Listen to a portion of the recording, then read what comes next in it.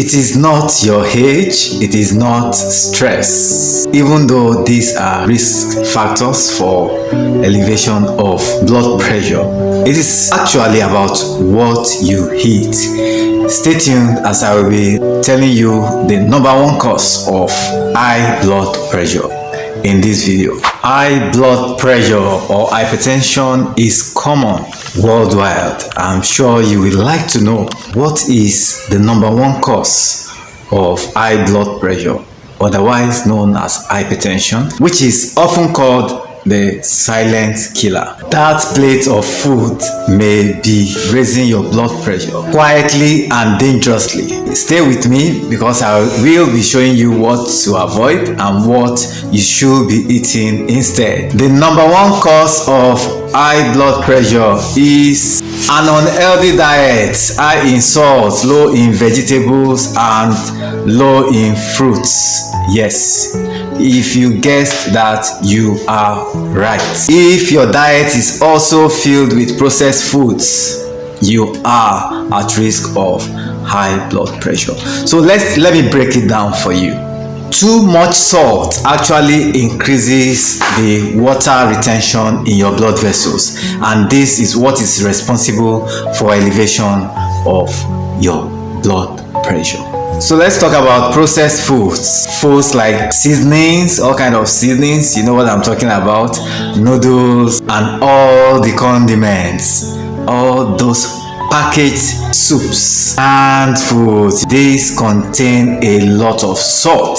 If you consume this in excess, you will be at risk of developing a high blood pressure. So even though it's good to take fruits, very important, and where there is low level of potassium, which happens where the individual, if you don't take banana, avocados, you may actually be having this imbalance in your salt level. So where there is high level of sodium and there is low level of potassium, the individual is at risk of developing a high blood pressure. Next, look at this. Think of your blood vessels as a hose, and when you add more water, the water begins to pump. You pump in the water through the hose, and then if there is a breach in any part of that vessel, it may be caused, by accumulation of plaques, what we call plaques. That's deposition of cholesterol, fat,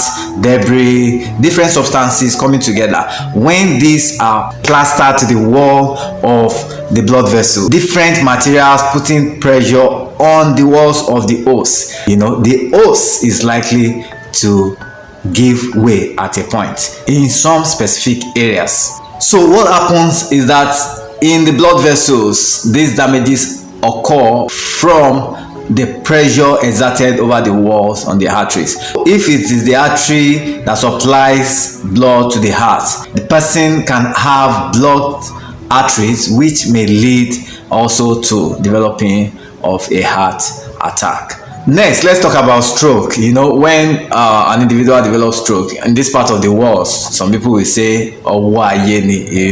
You can ask your neighbor if you have a Yoruba person beside you what that means. Actually, many times, even though there's a spiritual aspect of life, many times people call things that are medical, that are actually related to diet, not exercising enough, and then the individual develops some medical condition. They tend to term it as spiritual. Get me right, there are spiritual cases, definitely, okay, but when an individual develops a stroke, what is actually happening, or what has happened in the brain, is either one of two things: that there is a blood vessel in the brain that has actually punctured, that has actually given way. Remember the hose, the pressure was too much on it, and then it got punctured somewhere, so the individual bleeds into the brain, and that's what we call hemorrhagic stroke.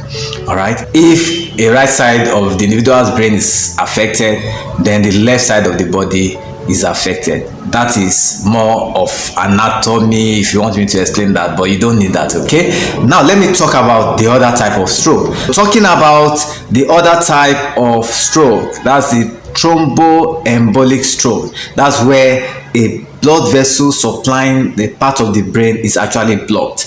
Remember the hose. If there are a lot of deaths in the hose which are high enough to block the hose, then you can imagine what can happen. There will be reduction in the water passage, or even a complete blockage in the passage of water from one end to the other. So this is what happens in the brain when an individual suffers from a blood clot blocking a particular part, blood vessel in the brain.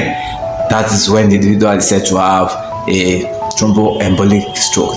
In another video, I will definitely be telling you about stroke. Just let me know in the comments so that I can explain this in another video.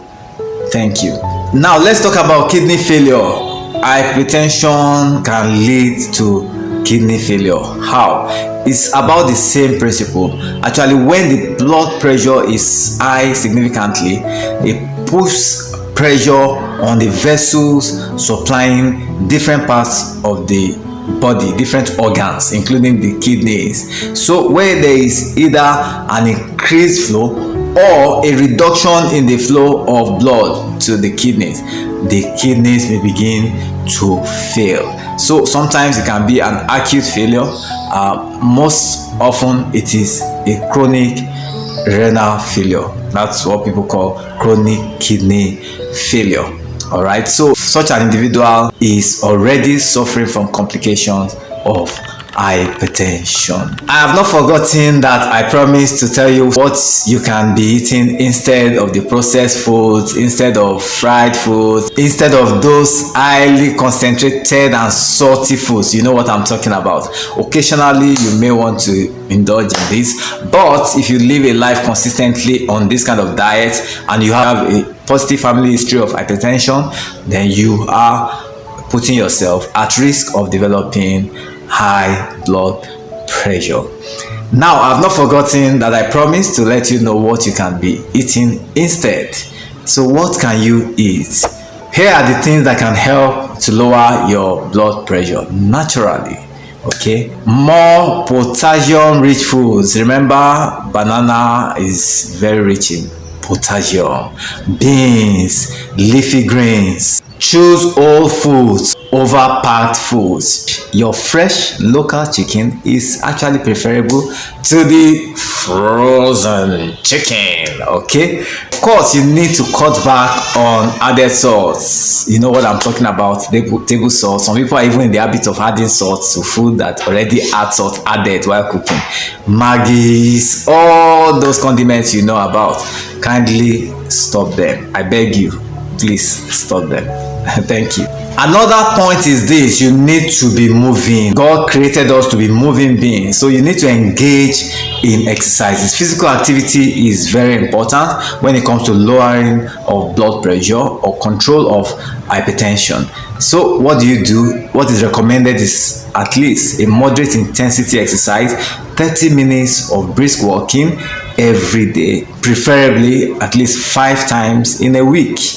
Okay. Other forms of exercises include swimming, include cycling, skipping. These are very beneficial exercises. This helps to exercise your heart, pumps blood well, and circulates blood to different parts of your body. And it's been found out that exercise helps to lower blood pressure in millimeters of mercury from about 10 to 15 millimeters of mercury if you do it right and you are consistent. Lastly, don't forget to sleep well, rest well.